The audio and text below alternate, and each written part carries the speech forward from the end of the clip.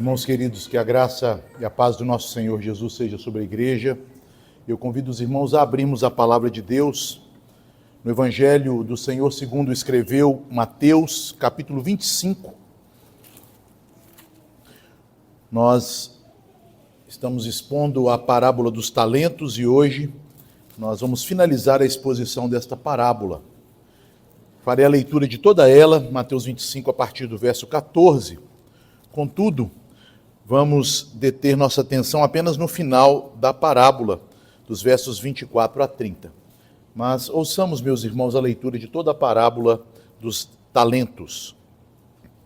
Diz assim a palavra de Deus: Pois será como um homem que, ausentando-se do país, chamou seus servos e lhes confiou seus bens. A um deu 5 talentos, a outro 2 e a outro 1. A cada um segundo a sua própria capacidade, e então partiu. O que recebera 5 talentos saiu imediatamente a negociar com eles e ganhou outros 5.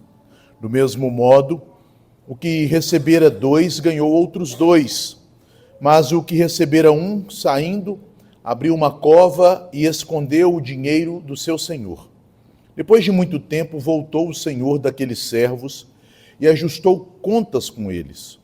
Então, aproximando-se o que recebera 5 talentos, entregou outros 5, dizendo: Senhor, confiaste-me 5 talentos, eis aqui outros 5 talentos que ganhei. Disse-lhe o Senhor: Muito bem, servo bom e fiel, foste fiel no pouco, sobre o muito te colocarei. Entra no gozo do teu Senhor. E aproximando-se também o que recebera 2 talentos, disse: Senhor, 2 talentos me confiaste. Aqui tens outros 2 que ganhei. Disse-lhe o Senhor: Muito bem, servo bom e fiel. Foste fiel no pouco, sobre o muito te colocarei. Entra no gozo do teu Senhor. Chegando por fim, o que recebera 1 talento, disse: Senhor, sabendo que és homem severo, que ceifas onde não semeaste, e ajuntas onde não espalhaste, receoso, escondi na terra o teu talento. Aqui tens o que é teu.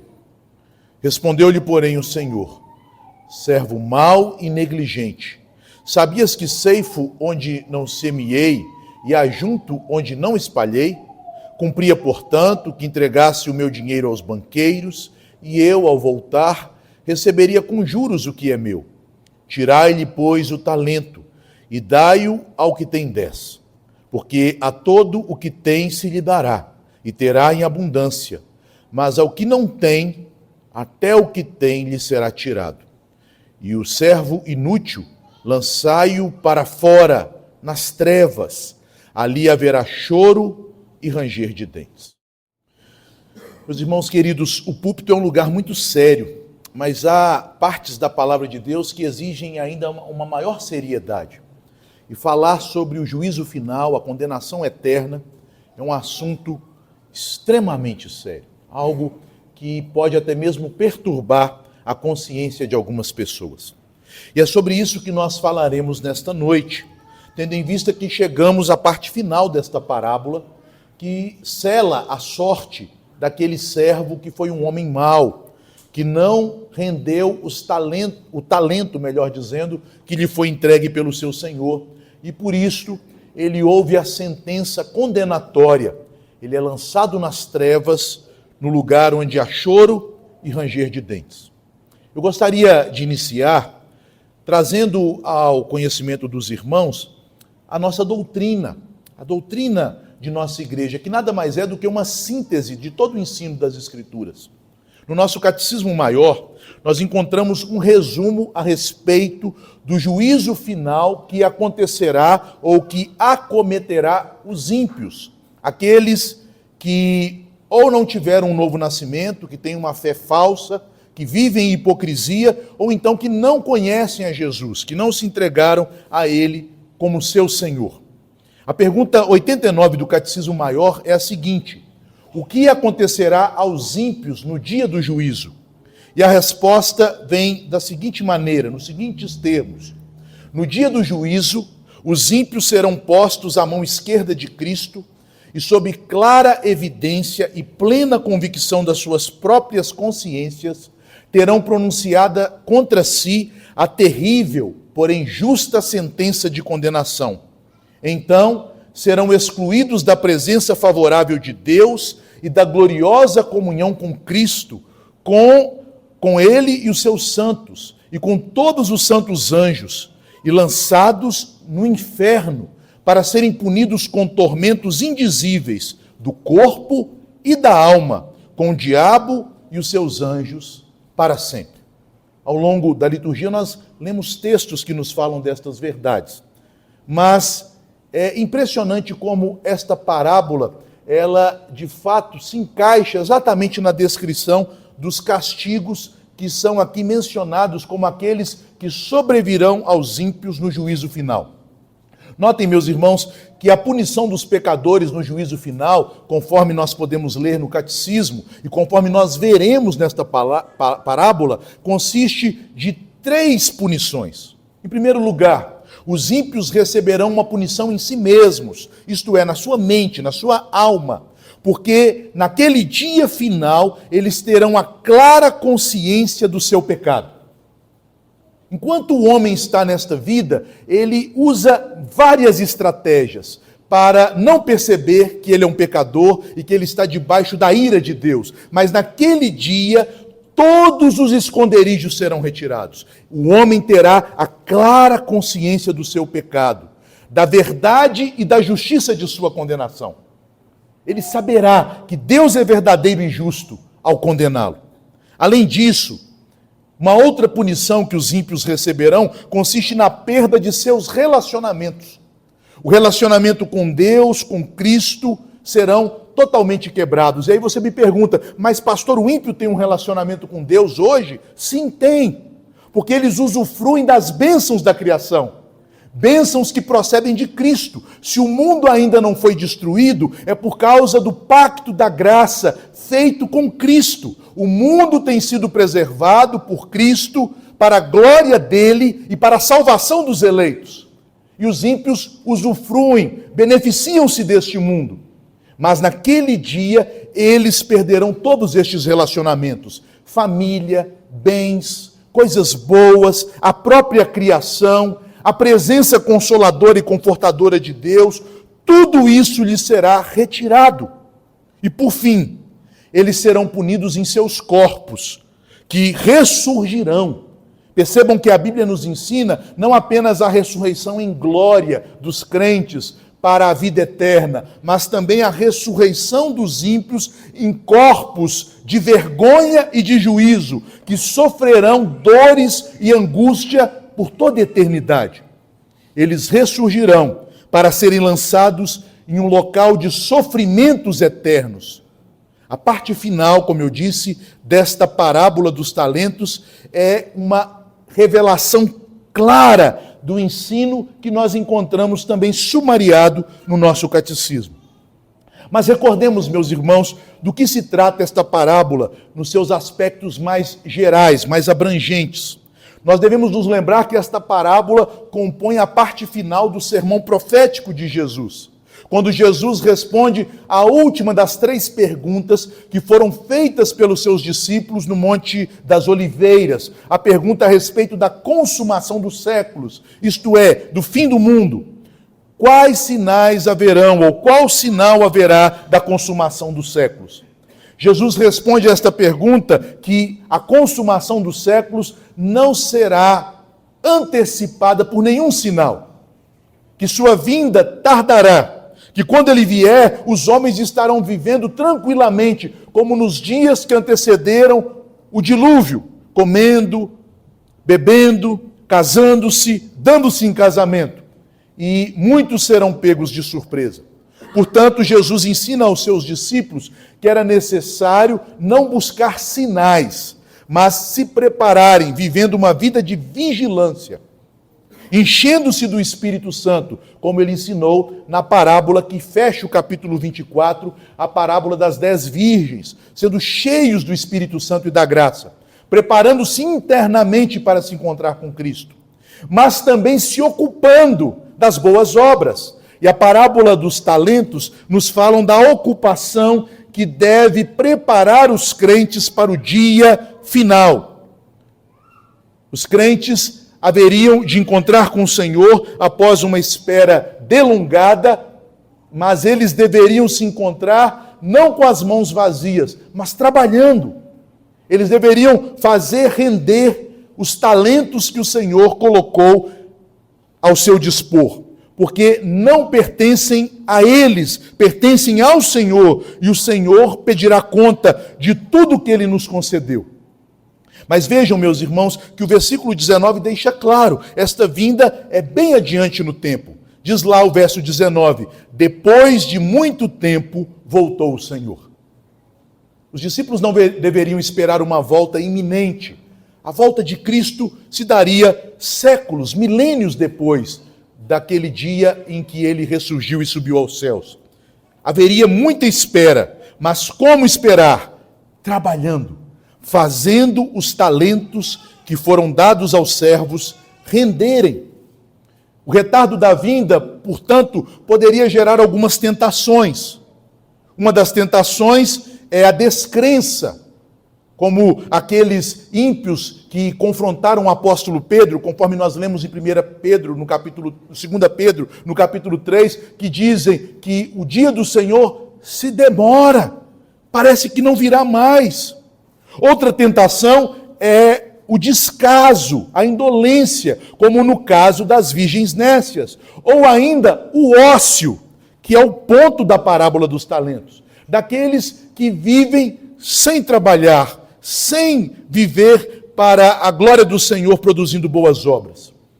Portanto, a partir deste verso 19, o foco da parábola não está mais na espera. O verso 19 faz uma transição, porque aqui no verso 19, todos os servos são confrontados com o dia final.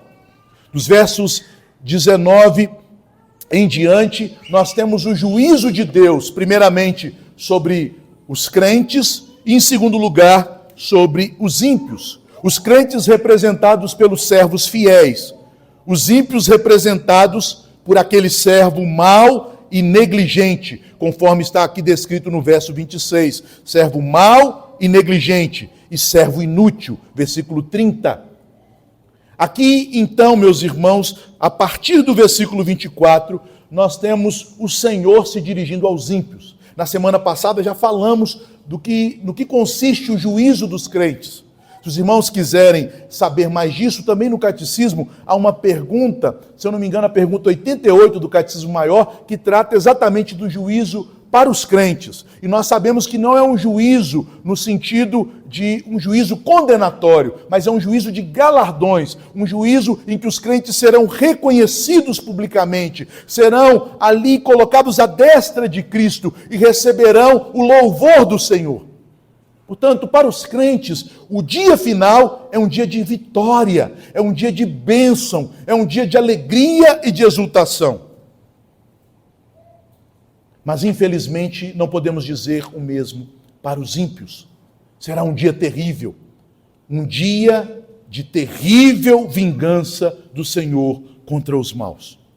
E estes versos 24 a 30 nos falam disto. Eles descrevem, na forma de uma parábola, como será o juízo de Deus sobre os ímpios. E a ideia central, portanto, que podemos tirar destes últimos versos da parábola é a seguinte: o justo castigo de Deus contra os ímpios por não servirem ao seu Senhor. Estes versos nos falam do justo castigo de Deus sobre os ímpios por não servirem aquele que é o seu Senhor.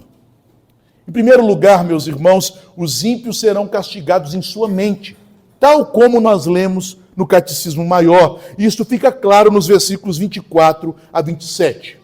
Mas para entendermos o que estes versículos estão nos dizendo, quando aquele servo é chamado à presença do Senhor, e ele então fala que aquele Senhor era um homem severo, que colhe onde não plantou, que ajunta onde não espalhou, e o Senhor então concorda com as declarações daquele servo mau a respeito do seu caráter, é preciso compreendermos o que está por trás disso, ou seja, a verdade teológica que dá fundamentação para estas declarações.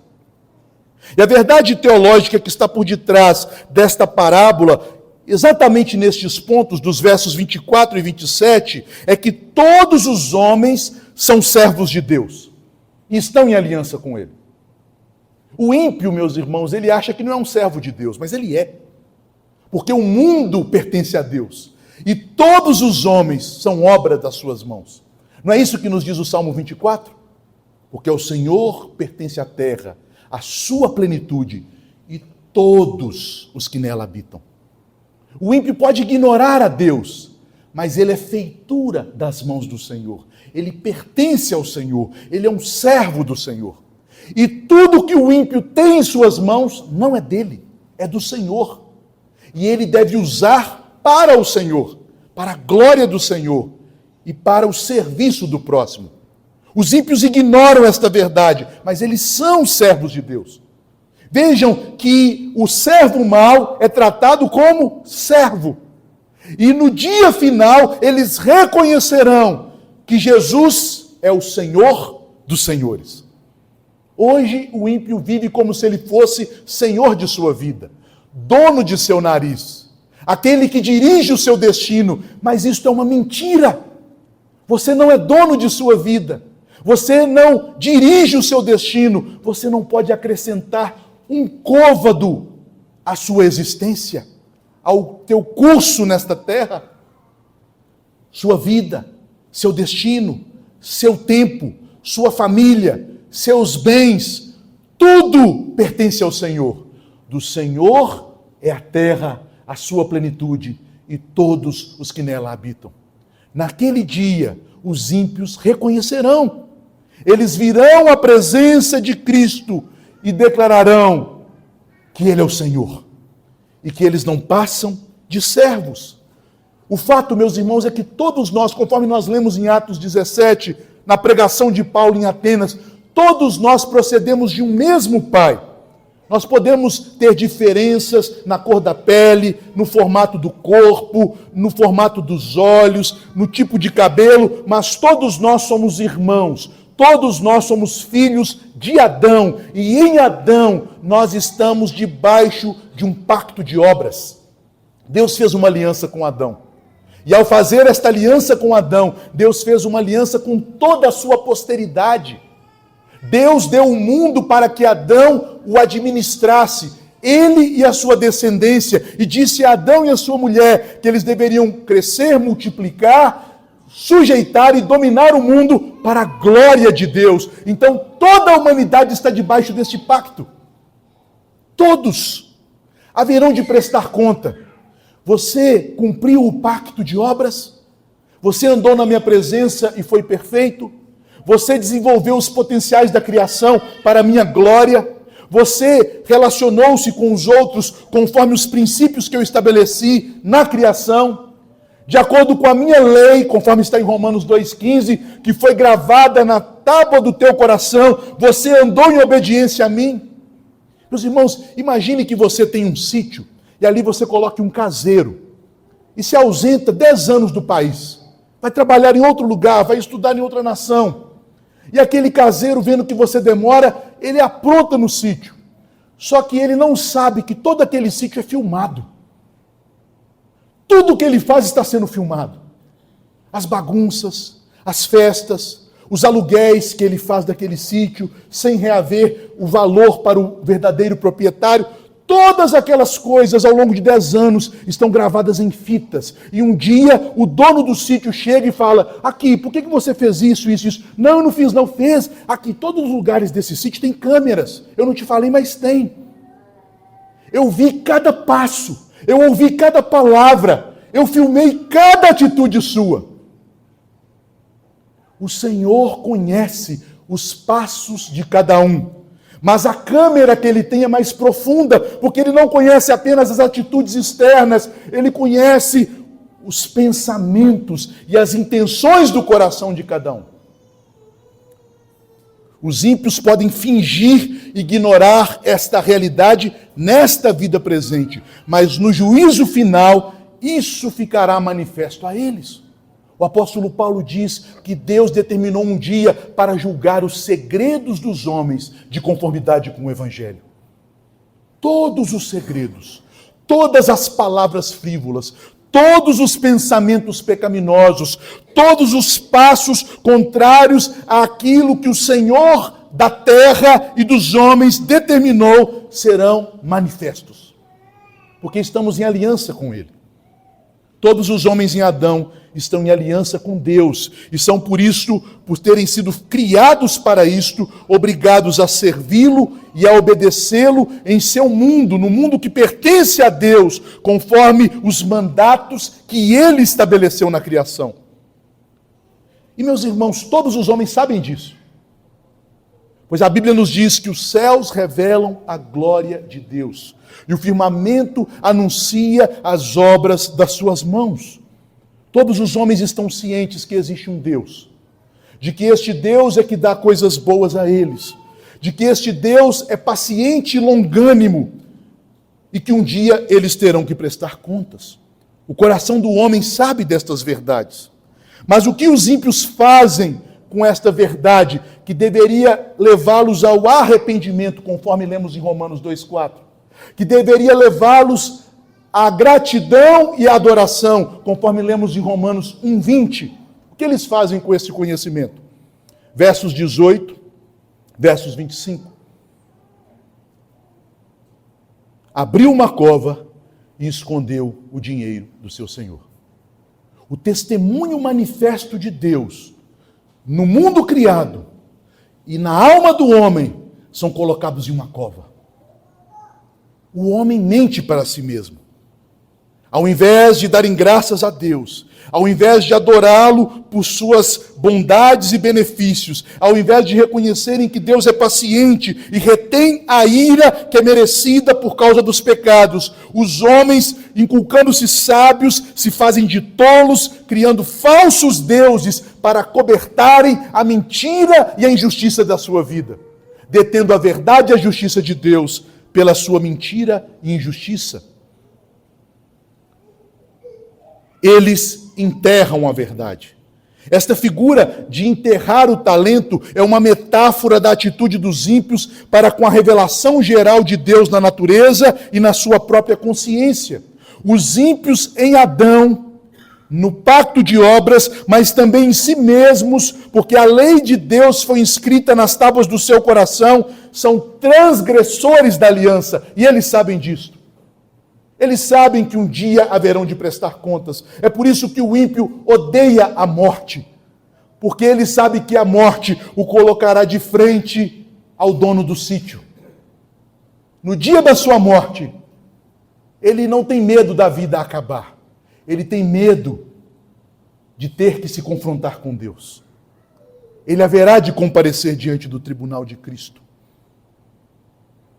Por isso, o servo mau, então, agora, sem ter onde se esconder, sem ter um buraco para lançar o talento e a si mesmo, sem poder fugir de encarar o seu Senhor, ele chega diante do Senhor, chega e o reconhece, chamando de Senhor, e ele diz: eu sei quem és tu, eu sei que tu és um homem severo.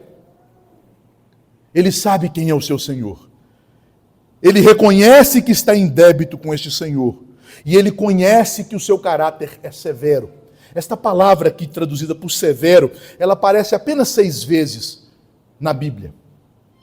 E ela aparece em João, no capítulo 6, no versículo 60. Quando Jesus, pregando aos seus discípulos, disse que ele é o pão vivo que desceu dos céus. E que aqueles que se alimentarem dele, que comerem a sua carne, que é verdadeira comida, que beberem do seu sangue, que é a verdadeira bebida, terão a vida eterna. Então os discípulos que não foram escolhidos pelo Pai, que não eram eleitos do Pai, que não tinham o Espírito Santo, daquela multidão de discípulos, eles se escandalizaram de Jesus e disseram: severas, é a mesma palavra. A palavra esclero, que é muito usada na medicina, né? Esclerose quer dizer endurecimento. Severo, dura, violento é esta palavra. Para o homem sem Cristo, Deus se revela como um Deus severo, como um Deus duro, como um Deus vingativo. Mas ele preferiu enterrar o talento e viver para si mesmo, mesmo sabendo que um dia haveria de se defrontar com esse juiz. O que significa enterrar o talento? Ao invés dele viver para a glória de Deus, para trabalhar para Deus, para fazer aquilo que Deus ordenou, ele enterra o talento. E como ele viveu? Viveu para si. Se você vive para você mesmo, um dia você encarará a face dura de Deus, a face severa de Deus, a face implacável da vingança de Deus para te destruir. Deus vai te destruir se você vive para você mesmo. Isso é muito sério. Você não tem direito para viver para você mesmo. Não tem direito. Sua vida não te pertence. Sua família não te pertence. Seus bens não te pertencem. Seu tempo não te pertence. E Deus vai te pedir conta de tudo isso. Você entende estas coisas? Você pensa que eu estou falando bobagem? Não. Isto é a palavra de Deus. E se você está tendo a oportunidade de ouvir estas coisas, se arrependa. A bondade de Deus deve nos conduzir ao arrependimento. A paciência de Deus deve nos conduzir ao arrependimento. Mas agora, no dia do juízo, em que este servo mau se encontra, não há mais tempo. Não é possível mais se arrepender. Não há mais também como se esconder do Senhor. Não há uma moita no Éden para ele entrar atrás dela, como fizeram nossos primeiros pais. Não há uma pedra para ele se colocar debaixo dela, como aqueles homens que recebem um juízo, conforme nos descreve o livro de Apocalipse. Eles desejarão montes, lancem-se sobre nós. Mas isto não acontecerá. Eles terão que se defrontar com Deus vivo. E qual é a impressão que ele tem do Senhor? Ele é um Deus duro. Ele é fogo consumidor. Ele é severo. O servo está diante do seu Criador e ele está plenamente consciente que seu castigo é justo. Senhor, tu és um Deus duro, tu és severo. O Senhor colhe onde não plantou. O Senhor ajunta onde não espalhou. Por isso eu fui receoso, e o receoso aqui é o oposto da fé. Ele foi incrédulo. Ele não creu na palavra de Deus. Ele não se apegou ao testemunho do juízo de Deus. Ele enterrou o talento. Ele fingiu que o juízo final não existiria. Ele fingiu que o dia de acerto de contas não viria. E viveu para si mesmo. E viveu a vida para si. Meus irmãos, para os ímpios, só há um Deus de dureza e de rigor, pois eles não têm arrependimento para encontrarem a graça em Cristo. Para os ímpios, só há uma aproximação de Deus cheio de receio, porque quem haverá de se ver com este que é fogo devorador, senão por meio da cruz? Mas agora no juízo, meus irmãos, o castigo já começa para a mente, para a consciência, para a alma dos ímpios, porque agora eles têm que se ver com Deus, eles têm que se defrontar com o Criador de todas as coisas.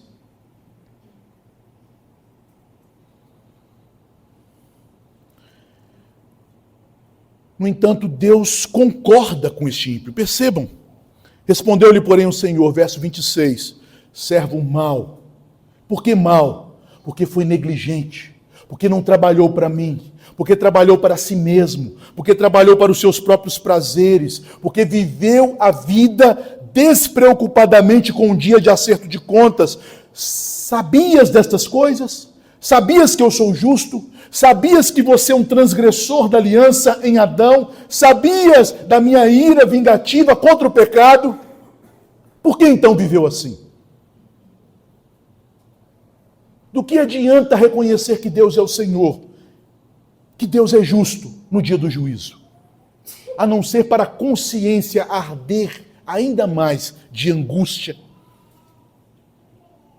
Um tipo de fogo que arde no inferno é o fogo da consciência.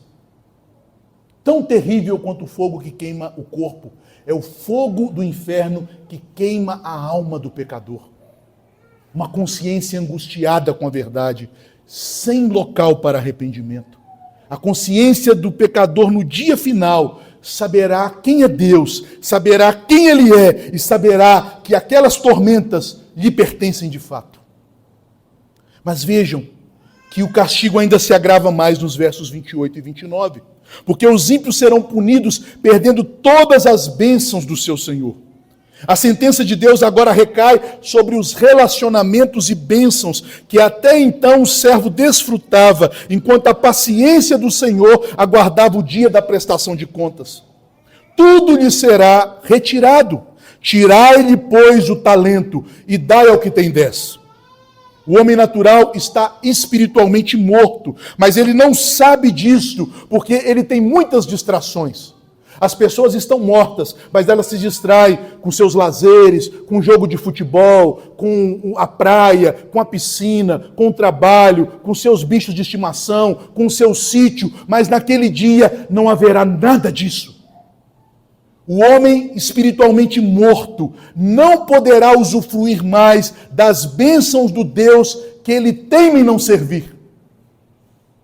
Todas estas coisas nos são dadas para o nosso desfrute, enquanto as usamos para a glória do Senhor, mas nós não temos direito de usar nenhuma delas para o nosso próprio bem, virando as costas para o dono delas, que é o Senhor. Tirai tudo dele. Não haverá mais saúde, não haverá mais gozo, não haverá mais prazer, não haverá mais amizade, não haverá mais família, não haverá mais entretenimento, não haverá mais nada, a não ser dor, sofrimento e tormentas. Tudo lhe será retirado. O homem natural agora não está apenas mais espiritualmente morto, ele está totalmente morto, aquilo que a Bíblia chama de segunda morte. Uma morte na alma, porque está separada de Deus, mas uma morte em todas as suas relações, porque está separado da graça comum de Deus e também dos benefícios deste mundo criado. Ele não desfrutará mais da criação, da família e até mesmo do próprio Deus. Porque, meus irmãos, o Senhor e o Espírito dele, de certa maneira, habita e age até mesmo nos ímpios. O Salmo 104 nos diz que Deus envia o seu Espírito, verso 29, e por isto ele recria e dá vida à terra. Se o ímpio tem alento, se o ímpio tem saúde, se o ímpio tem alguma alegria, é porque Deus, pelo seu Espírito, concede a ele. Mas naquele dia tudo será tirado. Tomai, tirai-lhe, pois, o talento.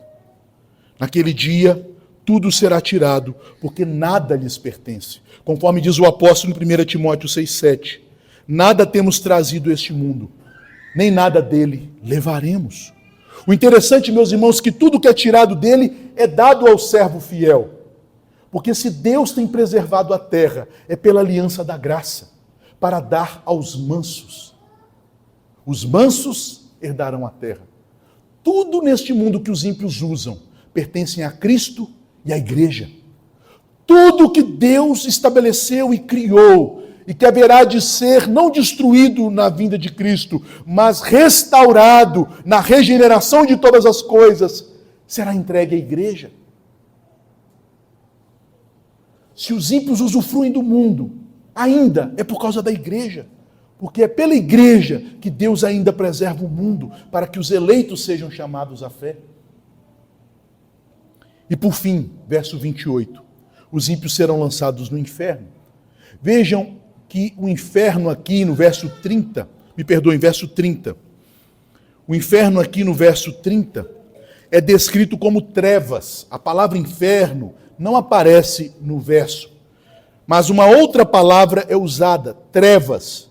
Mas a palavra trevas aqui não são as trevas materiais, a escuridão original ou a ausência de luz física. Não. Trevas aqui são trevas espirituais, que significam ausência de vida, que é comunhão com Deus e com as suas bênçãos. Por isso a Escritura diz que Deus é luz. 1 João 1,5. que Ele é o Pai das luzes, pois nele não há treva, nem sombra de variação, porque dele procedem todas as boas dádivas. Tiago 1,17. Essa luz da bondade de Deus, que se reflete na criação, que se reflete nas coisas boas deste mundo, toda esta luz da vida será retirada. O inferno é um lugar de trevas. Não apenas de escuridão física, mas de ausência das bênçãos de Deus. Meus irmãos, a bondade de Deus, revelada em sua criação, foi dada aos homens em Adão, no pacto de obras.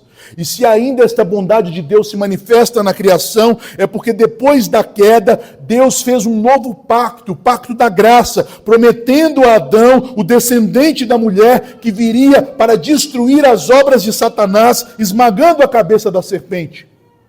Cristo é luz. A Bíblia nos diz que Cristo é vida e a luz dos homens, João 1, 4 e 5. Mas aqueles que estiverem sem Cristo estarão separados de Deus, separados da vida e separados das bênçãos que provêm de Deus, representadas pela luz. Pois o salário do pecado são trevas. Trevas é o mesmo que morte. Morte é o mesmo que separação. A morte eterna, a noite tenebrosa e sem fim. Percebam que então, diz o versículo 30 no final, ali haverá choro e ranger de dentes. Uma referência ao corpo, porque os dentes fazem parte do corpo. A Bíblia nos diz que naquele último dia os homens haverão de ressurgir. Isso está escrito em Daniel 12, 2, em João 5, 28 e 29, em Apocalipse 20, versos 10 a 15, em Isaías 66, 24. Há inúmeros textos que comprovam a ressurreição dos ímpios para as tormentas nas trevas eternas. Portanto, é uma heresia dizer que os ímpios serão aniquilados. Eles não serão aniquilados. Eles sofrerão a separação eterna de Deus em trevas. E isto é chamado na Bíblia de morte eterna. Segunda morte. O corpo será lançado nesse lugar tenebroso. Não apenas a alma queimará as angústias de saber a verdade, de saber que Jesus é o Senhor, de saber que merece a condenação e de não ter mais oportunidade de arrependimento, porque não há nem desejo para isso. Também o corpo sofrerá. O corpo será lançado em um lugar tenebroso. Isaías descreve esta cena terrível, dantesca, em Isaías 66, no versículo 24, que eu vou ler para os irmãos. O último versículo da profecia de Isaías diz assim: eles sairão e verão os cadáveres dos homens que prevaricaram contra mim, porque o seu verme nunca morrerá, nem o seu fogo se apagará, e eles serão um horror para toda a carne. Eles serão como cadáveres, corpos que são como cadáveres, cadáveres habitados por almas eternamente condenadas. E eles então chorarão. A palavra aqui traduzida por choro é uma palavra mais forte na língua grega. Jesus, 6 vezes no Evangelho, usa esta expressão, referindo-se ao juízo final. Percebam, são palavras de Jesus. Jesus ensinou sobre o inferno. Ele fala isto no capítulo 8 de Mateus, verso 12, no capítulo 13, nos versículos 42 e 50, no capítulo 22, no verso 13, no capítulo anterior, 24, verso 51, e aqui no capítulo 25, 30. Portanto, é um ensino recorrente de Jesus. A palavra, portanto, não é apenas choro, mas é pranto com lamento. Eles ficarão a eternidade inteira gritando e lamentando por sua sorte, tendo seus corpos comidos, decompondo, sem que a alma seja separada deles, sofrendo angústias, feridas purulentas, ardências de chamas no corpo e na alma para sempre. Talvez você possa estar pensando, para que esse exagero? Será que o pastor quer colocar medo na gente? Se você está em Cristo, não há medo. Mas se você não está, é melhor temer e se arrepender. Se arrependa, pecador. Em primeiro lugar, Deus se parece duro e severo para você por fazer isso com as pessoas?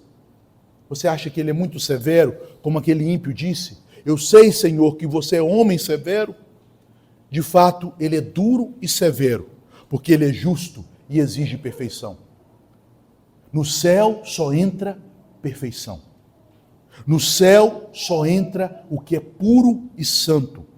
E diminuir isso seria o mesmo que viver uma vida de auto-engano, seria o mesmo que dizer que Deus não é perfeito, que Deus não é perfeitamente bom e santo. Diminuir isto seria uma forma de enterrar o talento, de viver para nós como se nada pudesse nos acontecer no futuro, negando o testemunho da verdade que está diante de nós em toda a criação, nos dizendo que há um Deus que nos fez participar de coisas boas que pertencem a Ele e que um dia teremos que prestar contas, dizendo que nós estamos com um relacionamento quebrado com este Deus. Mas esse Deus é justo e santo, mas também Ele é cheio de amor e de misericórdia, e toda esta dureza, toda esta justiça, toda esta santidade, Ele derramou no Calvário. Se você não entender o significado da condenação eterna, você não pode entender o que aconteceu na cruz do Calvário. Deus cobrou até a última gota de sangue. A violência e a severidade de Deus moeram Jesus pelos pecados do seu povo. E o verbo usado por Isaías é exatamente esse. Ao Pai agradou moê-lo por causa das nossas transgressões. 6 horas, amargando a ira de Deus, o cálice do juízo divino sendo derramado sobre ele, pendurado no madeiro, sofrendo as agruras infernais, sofrendo a severa punição pelo seu pecado, não pelo pecado dele.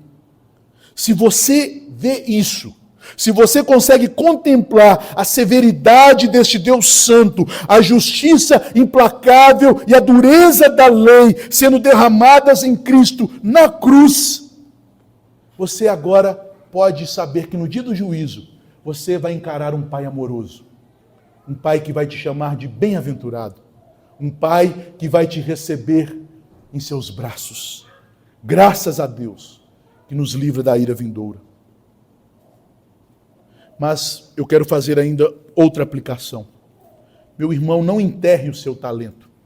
Não se engane achando que a tolerância e a paciência de Deus são sinais de que não haverá um dia para prestar contas a Ele. Todos pertencemos a Ele. Todos devemos obediência e serviço a Ele, porque somos feitura de sua mão, criados para a sua glória. Você tem vivido para o Senhor? Você reconhece que Ele é o seu Senhor? Em terceiro lugar, e por fim, que terrível juízo cairá sobre os ímpios. As trevas serão absolutas, pura negridão. Só se ouvirá, nada se enxergará, mas só se ouvirá uma multidão de cadáveres apodrecendo e lamentando com uivos de dor por toda a eternidade. Em todas as línguas se ouvirão clamores que nunca serão respondidos. Só se sentirá dores de alma e corpo. Esta é a realidade do inferno que Deus preparou para lançar Satanás e os seus anjos e todos aqueles cujo nome não foram escritos no livro da vida do Cordeiro. E se isso te causa pavor ao ponto de clamar pela misericórdia de Deus em Cristo, corra até Jesus. Hoje é dia de salvação. Jogue-se nos braços dele e Ele não te rejeitará.